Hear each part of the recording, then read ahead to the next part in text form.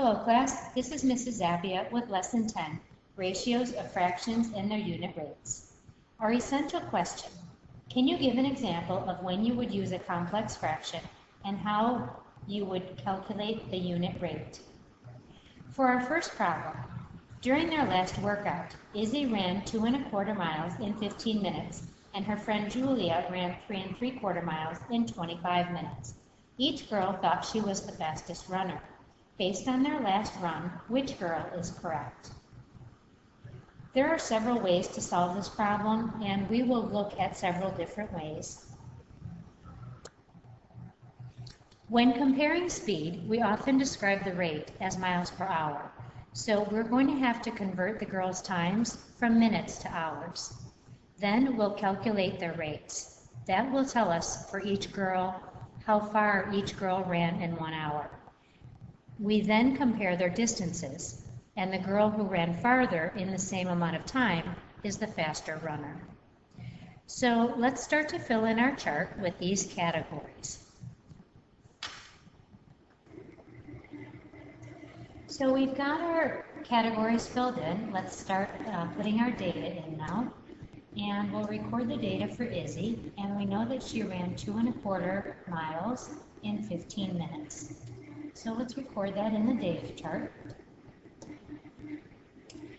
Her time in minutes was 15, and her distance was 2 1/4 miles. And as we said, the distance is, when you want to compare rates, you want to compare that in miles per hour. So we're going to convert her minutes to hours. So we know that it's 15 minutes out of 1 hour, which is 60 minutes. And then let's simplify that fraction. That is 1/4. So 1/4 of an hour is how long it took Izzy to run 2 1/4 miles. So now let's fill in the data chart and extend that to more miles and more time. So let's say that she runs twice as long for 30 minutes. And she's running at a constant pace, so she is not only doubling her time, but she's doubling her distance. So her distance would be 2 1/4 and 2 1/4, which is a total of 4 1/2. And her time is 30 minutes out of 60 minutes, which is a half hour.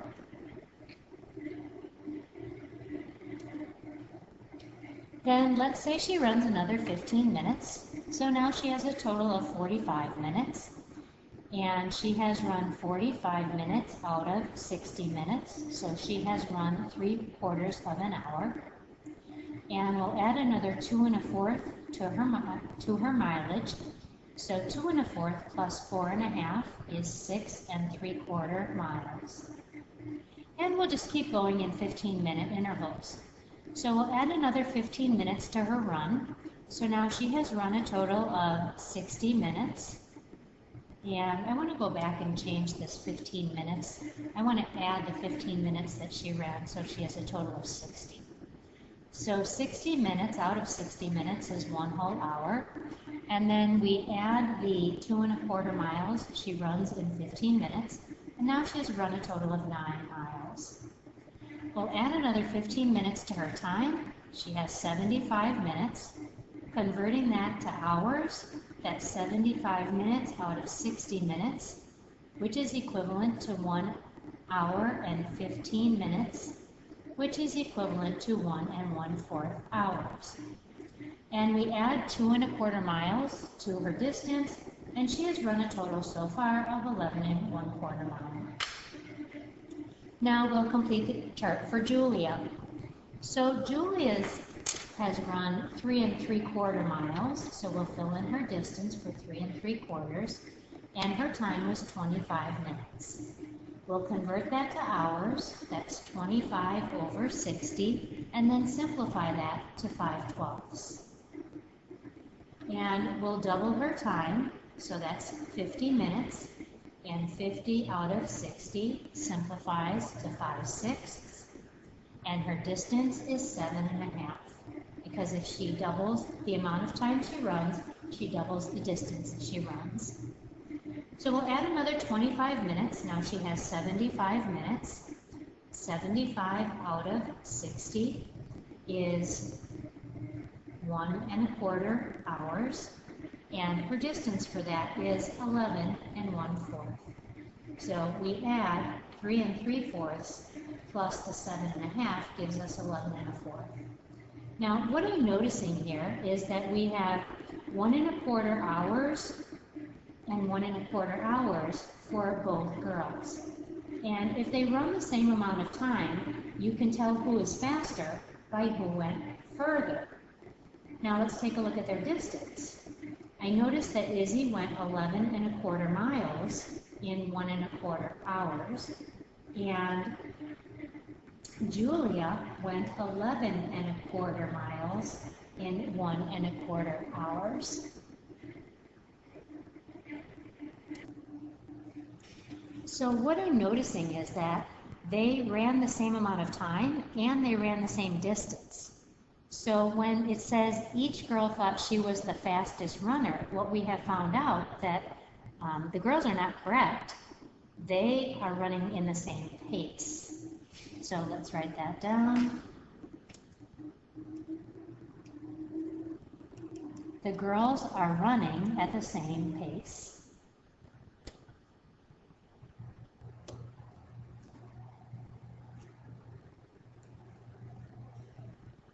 So we're going to turn to the page. We'll come back to the turtle problem, but we're going to continue talking about this problem. On this page, I wanted to review how to do the bar modeling with dividing fractions. In this section, you just have to watch it. You don't need to copy it down unless you want to. So we're going to model the problem 2 1/4 divided by 1/4. And the green part represents the 2 1/4. And we want to know how many 1/4 make up 2 1/4. So we want to divide the whole units into fourths. So we'll divide this in half, and then I'll divide it in half again. And that's now I have 1 divided into 4 sections. And I'm going to split this section into fourths as well. And then I want to count how many fourths are in 2 1/4. We have 1, 2, 3, 4, 5, 6, 7, 8, 9. And the answer is 9. The bar models are a good way to understand division of fractions. In our next problem, we have 1 3/4 divided by half. So the green part represents 1 3/4, where this is the 1 and this is the 3/4. And we want to know how many halves are in that. So we take our wholes and we split them into halves. So I'll take this one whole and split it in half. And I'll take this whole and split it in half. And the question is, how many halves are in there? So this is 1/2, and this is 1/2, and this is 1/2, and this piece is 1/2 of a half. And 1/2 of a half is 1/4. So we have 1, 2, 3, and 1/4 for our answer. In our third problem, 2 1/3 divided by 1/6. So the green part represents the 2 1/3, and we want to know how many 1/6 it takes to make that up. So we'll take each whole and split it into sixths. So I'm going to take the whole first and split it in half. Then I'll split that into thirds. So that gives me 1, 2, 3, 4, 5, 6. Split it into half, then split it into thirds. And split it into half, and split it into thirds. So I have split the whole amount into sixths. And now I want to know how many 1/6 are in 2 1/3. So there are 6 here, and there are 6 here, and 2 more. And so we have 6, 12, 13, 14. And the answer is 14. So that's just a review of bar modeling with fractions. Now I want to go on and talk about the Izzy and Julia problem with equations, because that is another way that you can solve this problem. So you may recall from science the equation distance equals rate times time. and that is in miles per hour. So our equation, we're going to set up an equation for Izzy and Julia, and we have distance equals rate times time. And the distance is 2¼ miles for Izzy, and her rate is what we want to know, and we know that her time is 1/4 an hour because her time was 15 minutes, and that is 15 out of 60, which is 1/4 of an hour. So the time is 1/4 of an hour. Now we want to solve for the rate, and we know that the opposite of multiplying is dividing. So I'm going to draw the wall to separate the sides of the equation. And recall that whatever you do to one side of the equation, you have to do the same operation with the same value on the other side. So I'm going to divide both sides of these by 1/4. And 1/4 divided by 1/4 equals 1, and 1 times r is r. So I have isolated my variable. And on the left side of the equation, 2¼ divided by 1/4 is 9. So this reinforces the concept that Izzy's rate is 9 miles per hour.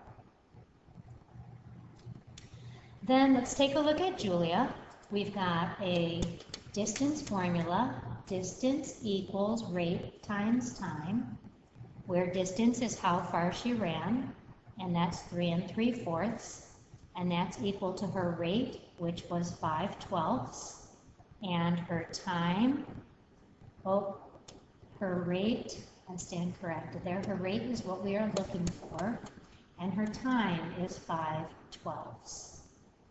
So we want to solve that equation, so we'll split this up, and remember, whatever operation we do on the left, we have to do on the right. So it says to multiply, and the opposite of multiplying is dividing. So we're going to divide both sides of the equation by the same value, which is 5/12.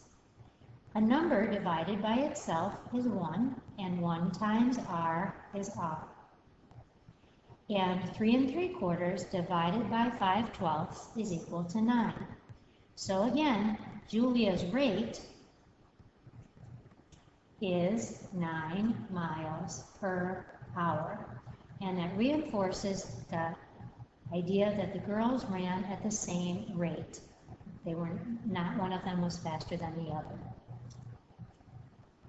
The last thing that I want to talk about for this problem is a double number line approach. So this data is taken directly from the table where we wrote down 15 minutes, 30 minutes, 45 minutes, 60 minutes, and 75 minutes. And then we kept adding 2 1/4 miles for every increment of 15 minutes that she ran. And so you can see that in 75 minutes, she ran 11 1/4 miles. And then we have Julia's data that also shows that in 75 minutes, she ran 11 1/4 miles. So this is the double number line approach. And what we were looking for is for the girls to run the same amount of time so that we could compare their speed.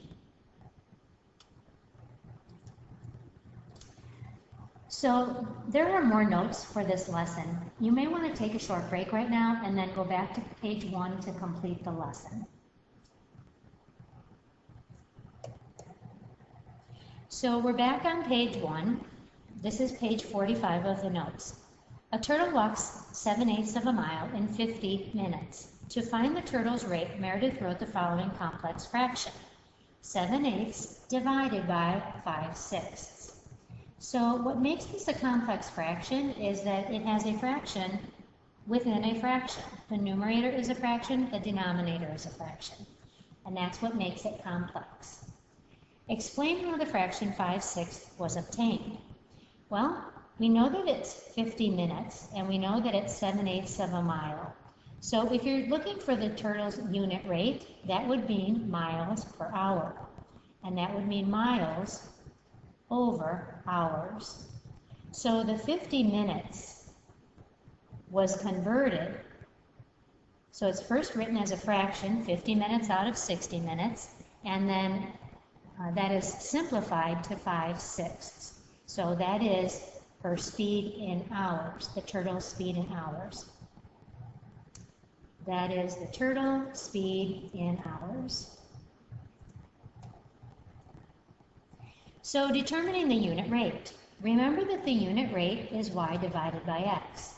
So we have it in a fraction form, y over x. So we take 7/8 divided by 5/6 to determine the unit rate. And the turtle walks 1 1/20 miles in 1 hour.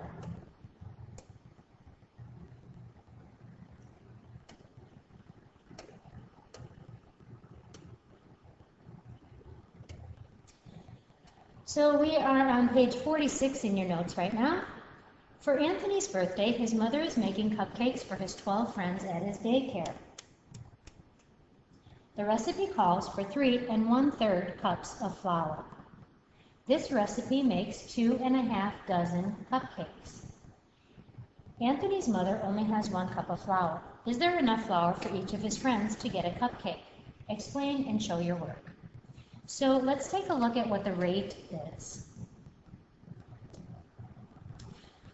We are going to want to know how much flour is necessary for 1 dozen cupcakes, because she is making them for 12 friends, and 12 friends is 1 dozen. So we want to know how much flour for 1 dozen. And recall that whatever you want one of is your x value, and the other one is your y value. So we have y divided by x to find our unit rate, and y is the flour. So we have 3 1/3 divided by 2 1/2, and that's going to tell us how much flour we need for 1 dozen cupcakes. So go ahead and do that division. And the answer is 1 1/3. 1 1/3 what? Well, the unit rate is 1 1/3 cup for 1 dozen cupcakes. The question was asking, if she only has 1 cup of flour left, is there enough for each of his friends? Well, you need 1 dozen cupcakes, and you need 1 1/3 cups of flour. Do you have 1 1/3 cups of flour?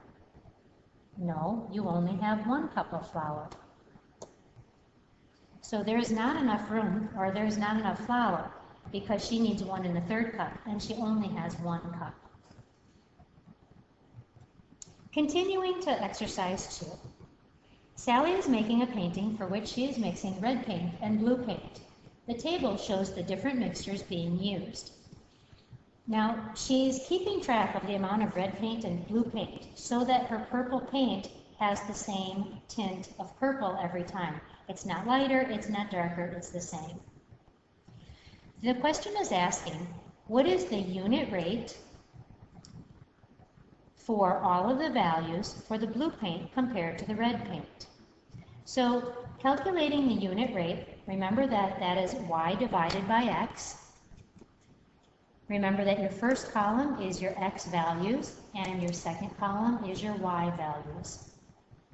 So calculating the unit rate, we do y divided by x, 2 1/2 divided by 1 1/2, 4 divided by 2 2/5, 6 1/4 divided by 3 3/4, 6 2/3 divided by 4, 2 divided by 1.2, and 3 divided by 1.8. And that's going to tell us the unit rate for those different mixtures. Our next question says, is the amount of blue paint proportional to the amount of red paint? So if all of these answers are the same number, then we know that it is proportional. So pause the video and we'll calculate those amounts. So we calculated the amounts, and we see that we have 1 2/3 for an answer for every problem. So the question, what is the unit rate for the values? The unit rate is 1 2/3. Next, is the amount of blue paint proportional? Well, if the unit rate is the same, then yes, the amounts are proportional. Why? Because the unit rate is the same for all x, y. Describe in words what the unit rate means in the context of this problem. The unit rate of 1 2/3 means that you need 1 2/3 quarts of blue paint to mix with 1 quart of red paint to make the right color. So if you were looking at that on the chart or the table, then you would have 1 quart of red paint and 1 2/3 quarts of blue paint. So whenever you have your unit rate, your x value will be 1 and your y value will be 1 2/3. This is the unit rate, meaning you need 1 2/3 quarts of blue paint for 1 quart of red paint. In this lesson, you have learned a fraction whose numerator or denominator itself is a fraction is called a complex fraction. Recall that a unit rate is a rate with an expressed A over B units if the first quantity per 1 unit of the second quantity for the 2 quantities A and B. For example, if a person walks 2.5 miles in 1 1/4 hours at a constant speed, then the unit rate is 2.5 divided by 1 1/4. 2.5 is equivalent to 5 halves, 1 1/4 is equivalent to 5 fourths. And 5 halves divided by 5 fourths, remember to multiply by the reciprocal of the divisor, is 2. And so the person walks 2 miles per hour. That concludes lesson 11.